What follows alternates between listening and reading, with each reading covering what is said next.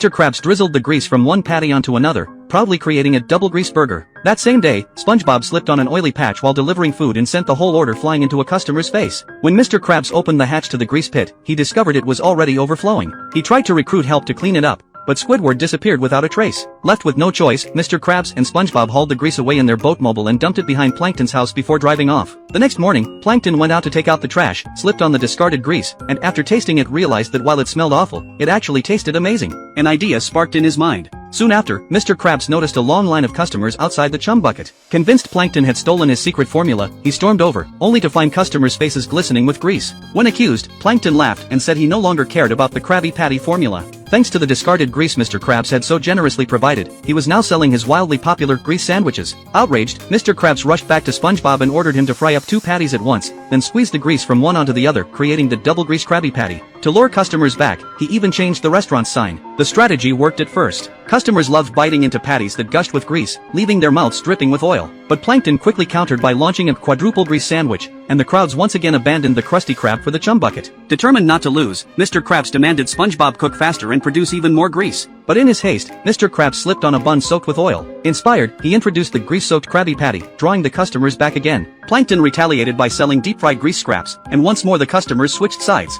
Desperate, Mr. Krabs then offered grease soup. The two restaurants battled back and forth, with customers endlessly running between them. Eventually, when SpongeBob went out on a delivery, he discovered the horrifying result. Customers were so stuffed with grease they could barely move, their mouths still dripping oil. Realizing the danger, SpongeBob decided it had to stop. He called in the health inspector, who arrived in full hazmat gear. But before SpongeBob could expose the greasy scheme, Mr. Krabs hurled him into the trash. Still, the inspector had already seen enough. He ordered both Mr. Krabs and Plankton to shut down until every last drop of grease was cleaned up. Mr. Krabs despaired, there was simply too much grease to ever clean. But SpongeBob had an idea. He soaked up every drop, expanding into a massive sponge, finally putting an end to the greasy chaos.